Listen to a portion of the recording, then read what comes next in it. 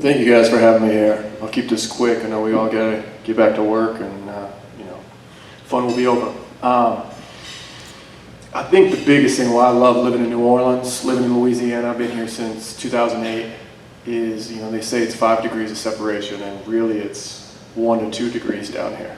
Because I had the opportunity to coach in the weight room this summer with Coach Gonzalez and the Mandeville football team. Coach Ogeron at LSU was my defensive line coach when I first got to the Saints. It was his only year in the NFL, and learning how he operates, hard work pays off always. I went from coming from Indianapolis, I was always a backup up there, to starting on nickel packages down here because I brought it every day in practice. And he was a guy that always preached it. And you look at the successful teams and the successful coaches. I was under, when I was up at Indianapolis, I had Tony Dungy, came down here with Sean Payton. And I've been on other teams where we didn't have good coaches. And the difference is you eliminate the mental errors, you work your butt off, and every day you work on mental toughness. Because you see the teams that give up. It doesn't matter if they give up in the first quarter or the fourth quarter, you see it. And as long as you always know that you have a chance to be in it, most of the time it's going to pay off. You look at the Patriots, and what do they do year after year? They beat the Falcons in the Super Bowl, even when they beat Seattle. You have 2 Super Bowl wins there where probably should have won those games, but they never gave up. I see that same thing with the Saints team right now. I'm looking at them. I was up at the Minnesota game where we lost, that was 2 years ago. I flew with the team, got to be around this group of guys. And when the game becomes bigger than the game itself and they start to care about each other, especially at that NFL level, look, it's given at high school. It's sometimes given in college, it depends. But the NFL level, it's rare. Guys are worried about their paychecks, they're worried about themselves. But when you want the guy behind you and the guy in front of you, when you want everyone playing to the best of their ability, and you're not worried about, look, when you win, success will come. From a financial standpoint, from a winning standpoint, it's just you got to care about the team more than anything. And football is one of those rare sports where that happens. I was at the game last week. I was at the game the week before. The one guy I was worried about from a development standpoint was Marcus Davenport. And everyone's had that same question.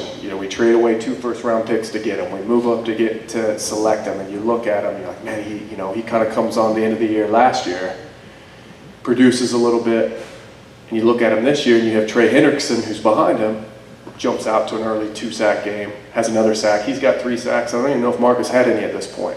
You're like, man, when's he going to show up? And you watch him play, like, man, he's a little hesitant. Then you forget, wait, he just turned 23. I'm having to look these things up and look at him like, man, he's got all the tools in the world. 6'7", strong, fast. He played Conference USA. He's still learning the game at this level. And then he goes out, has a 2-sack game, and you watch the pass rushes that he had, and you're like, oh, that's what we've been waiting for. That's what we're looking for. So you want the guys behind him to do just as well, because it's going to fire him up, push him a little bit harder. And then just looking at the Saints team, we lose Breeze in the LA game. Man, hopefully we go 500 while he's out. We get 2 big wins that probably should have won.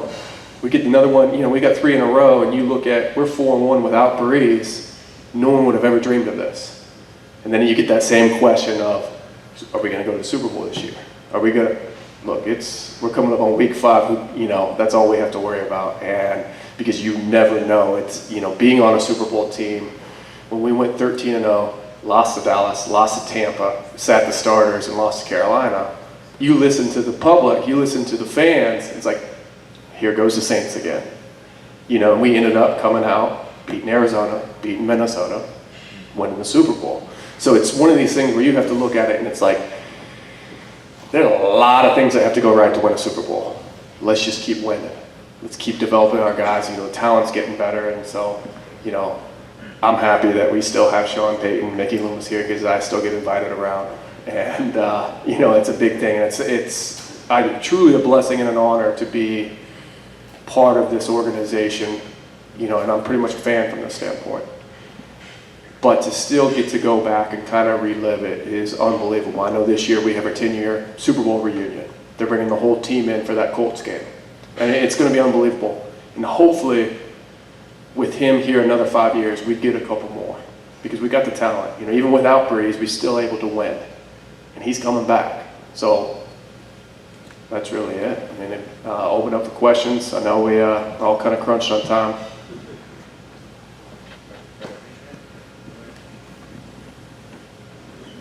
Jeff, can you talk about what the Saints have done in the draft the last 3 or 4 years and all the players that they've gotten on the offensive and defensive lines, and how much do you think that contributes to the ability to win without your quarterback? It's a huge impact. And, you know, I know they're not, I know with the Saints and how they're, you know, a lot of teams are this way, good teams. It's not just your talent, it's also the locker room. You know, because guys have to gel. Hey, he might be the most talented in the world, but he's a very selfish player. Doesn't talk to people. You know, they get character reports from the coaches and all this. They don't want that in the locker room. Because all it takes is 1 or 2. You got guys like that, and it just creates this division. And especially at the NFL level, it's a huge, you know, when guys are hanging out, like you said, not leaving the facility, they're going to defensive, offensive dinners on Thursday nights. When guys are hanging around, the more they hang out with each other, the more when things are on the line, oh, I got his back. Especially on the field when it's crunch time. Like, you got to care for the guy next to you. And that's the one cool thing about football, where it's so much more than the game itself. And I was always a backup. I started a few games. But I got to observe a lot of it from a character standpoint, from just a chemistry standpoint. And that's what the Saints try to do. They kind of got back to that. I know, you know, with when Coach Payton got suspended and Loomis got suspended, you know, you had 2-3 years there where it was just anything went. And they kind of got back to that, and the talent that they're drafting, and it's not necessarily going and making big splashes in free agency. They want to keep their guys because they know how it is with this organization. And it's way different than anywhere else. So when you have that, you build upon it, and you keep your guys and you re-sign them, it's where success comes.